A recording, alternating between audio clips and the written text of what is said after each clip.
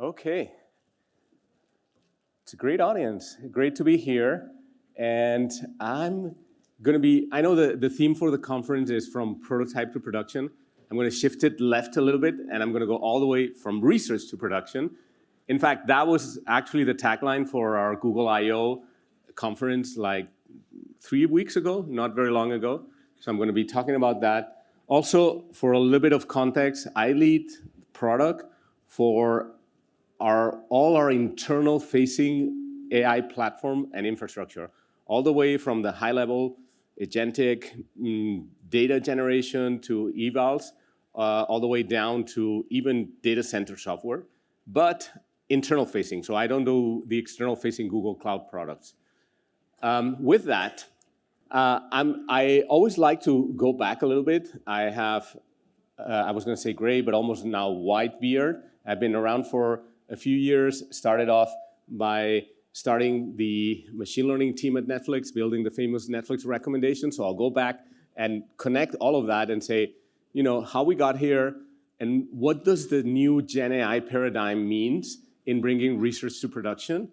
And obviously, I'm going to be focusing a lot on the measurable aspect. How do we evaluate? I know that that's something that is very near and dear to weights and biases and the audience here. I'm going to be talking about that. And then a little bit about peek into what's coming and how that's going to make our life as developers more fun, but also more complicated in a way.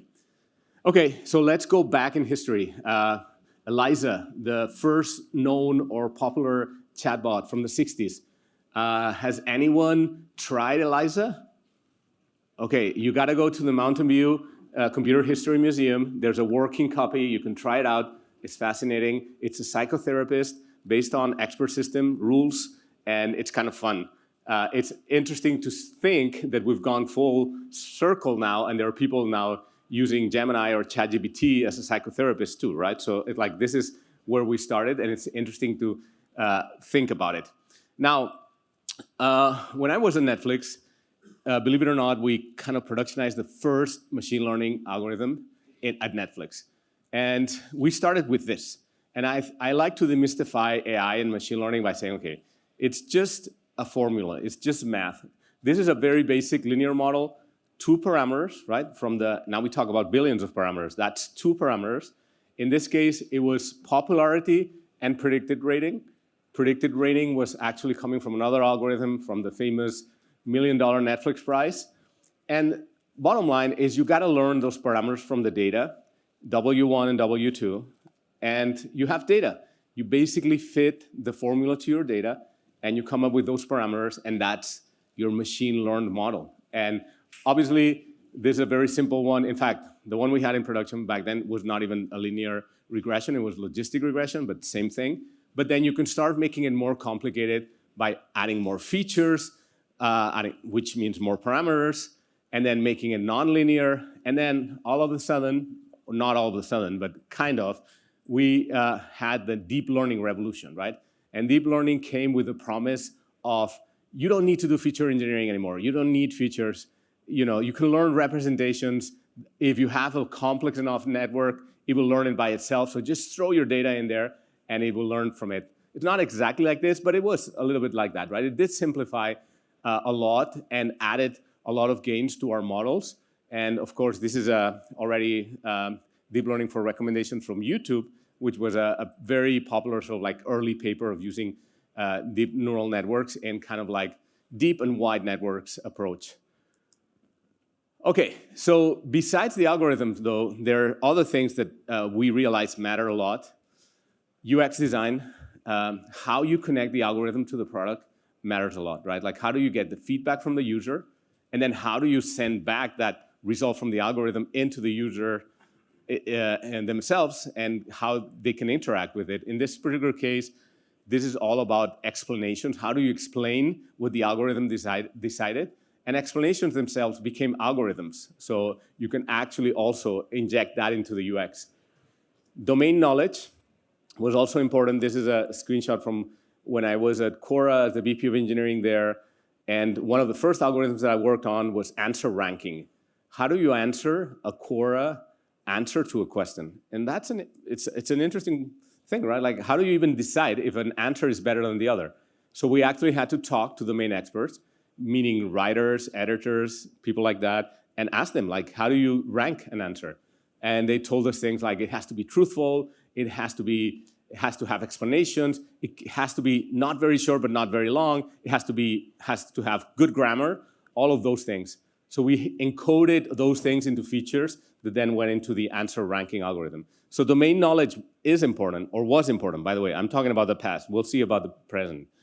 And then evaluations and metrics, again, very near and dear to this audience, was very important. We had to have a way to cycle and predict like how our algorithms actually would have an impact in production.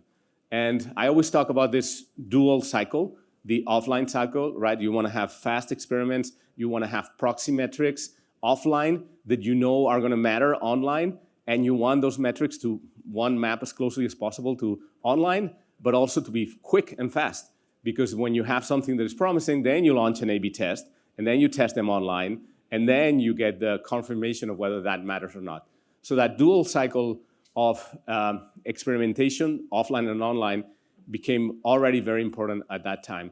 And key question was how to map, again, offline metrics to online metrics.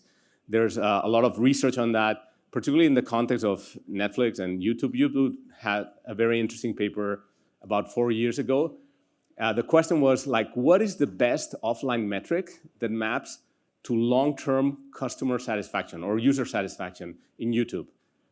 And I'll give you a second to think about it. But it turned out that the one that mapped best, by the way, no, not correlation, it was causal analysis. It was diversity of content consumed.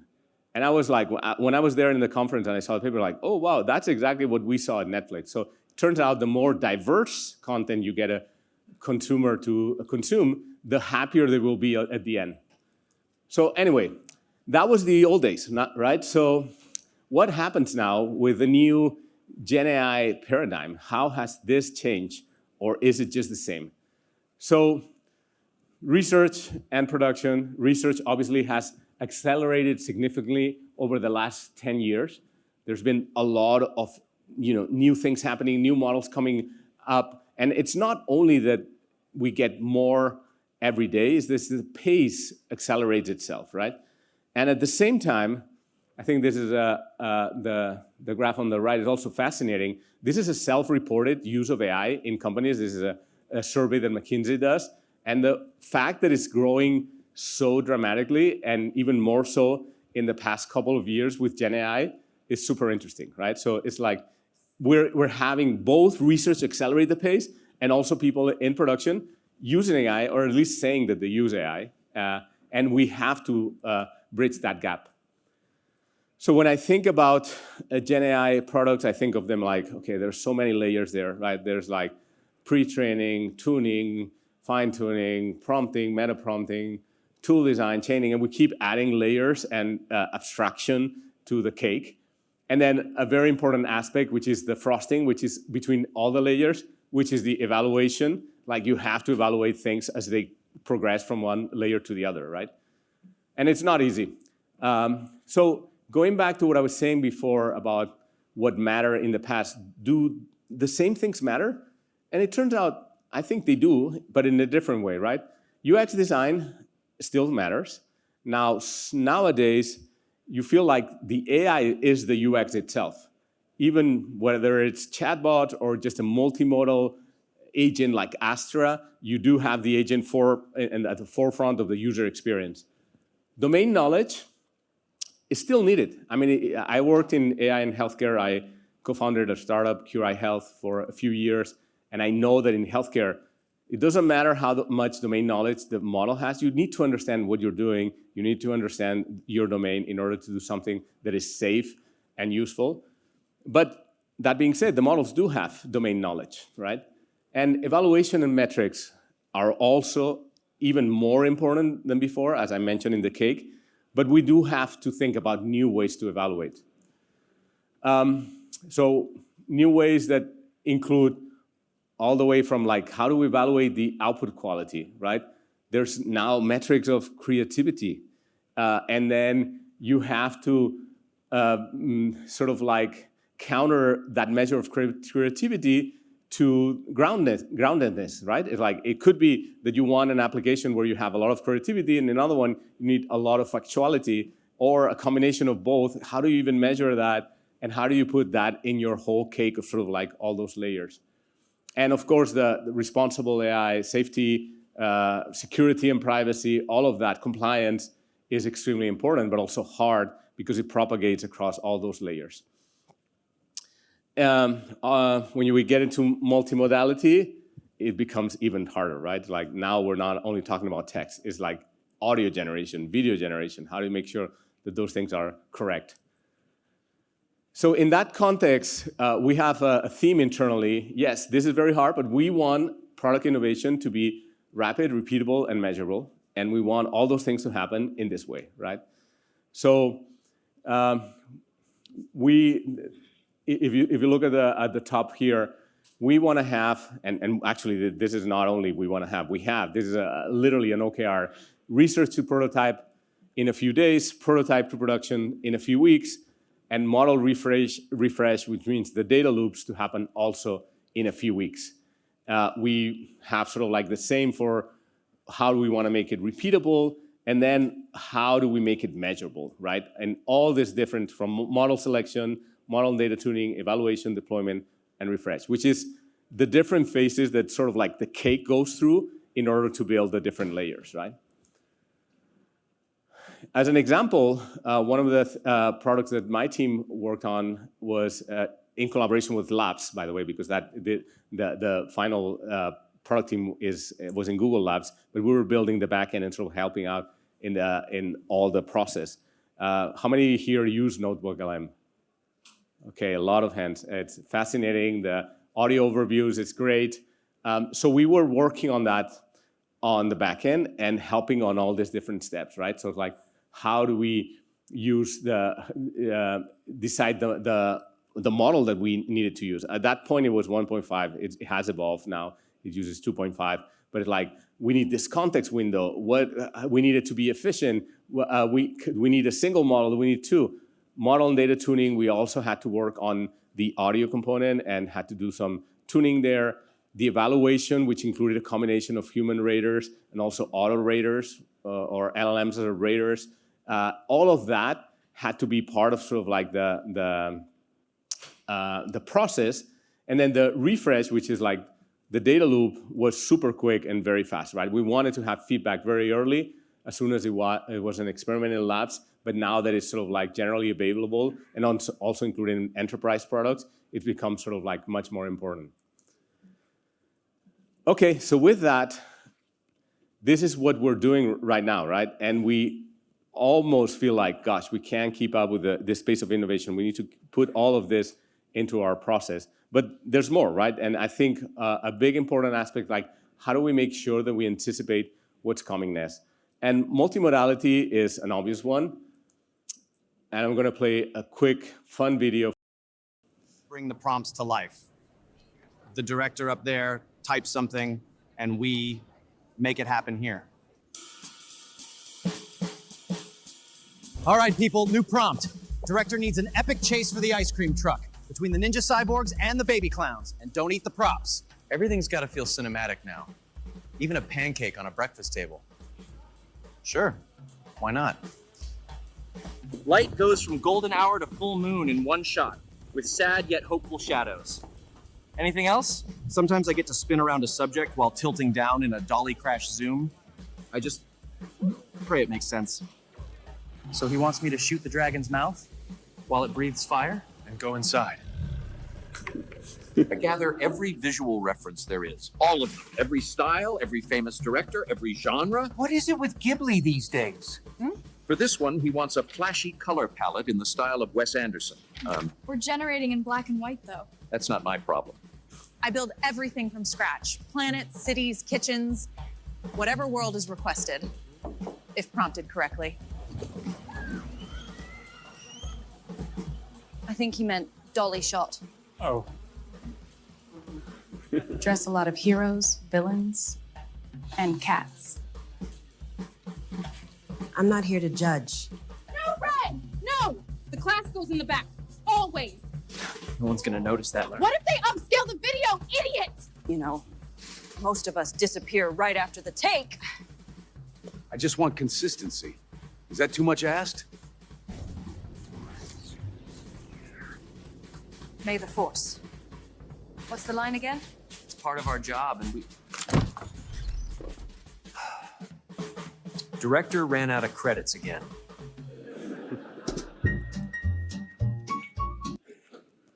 Okay, so obviously VO3 generated, everything in there is AI generated, but you get the idea. It's like now our prompts become really literally movies, and evaluating in the context of like how complex this multimodal models are is tricky.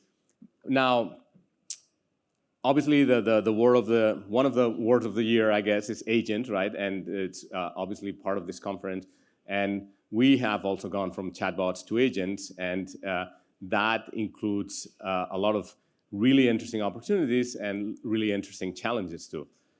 I'm going to play a second video. This is Project Astra, which is our multimodal. So this combines the agentic capabilities with the multimodal aspect, and you can imagine how hard it is to evaluate some of these things.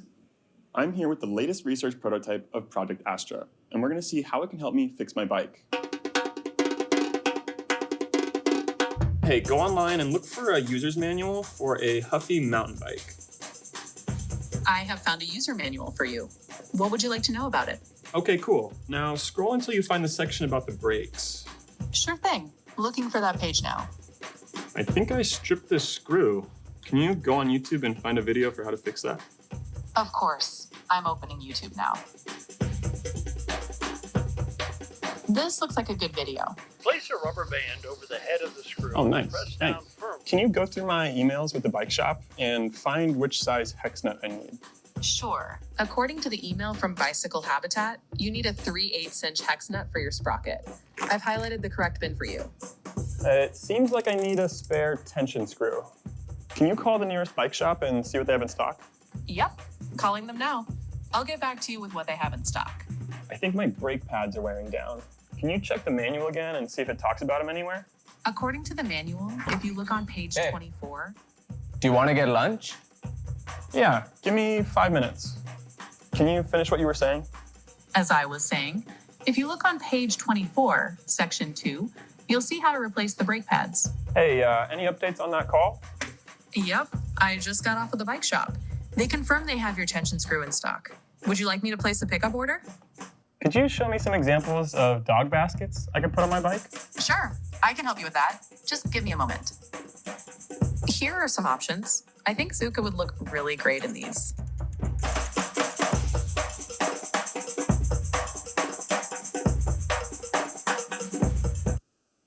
So all those features, has anyone tried Astra? Okay, because Astra, oh, you have. Okay, great. Because I want to say it is available for trusted testers, and obviously I have tried it out, and it's been, you could go in Google I/O to the demo booth and try it out and whatnot, and it is that crazy. It does all of that, and of course it's still being tested, but it's going to be generally available in a few months. So this is real. This is coming to our phone, and it's coming to our lives, and of course there's a lot of things that happen there, from context awareness to sort of like connecting to your data that you have given permission to, like your emails, to making calls in your behalf, and so on. Now, of course, that introduces a lot of other evaluation challenges, right? And I know I've seen weights and biases, and others have sort of like agentic evaluation toolkits.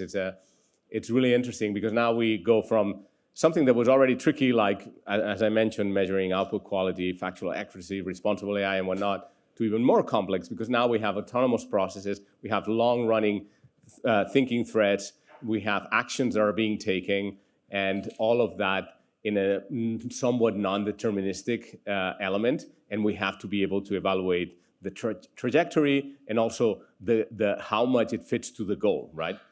So all of that is definitely challenging. We do have an agent ecosystem in Google Cloud, which includes a number of things, including support for MCP, of course, Model Context Protocol, but also our newly announced, newly meaning like a couple months ago, we announced the agent-to-agent protocol, which is also open source, and open source agent development kit, which is also getting a lot of love and stars on GitHub. So if you don't know any of those open source agentic sort of like development toolkits, you should try them out.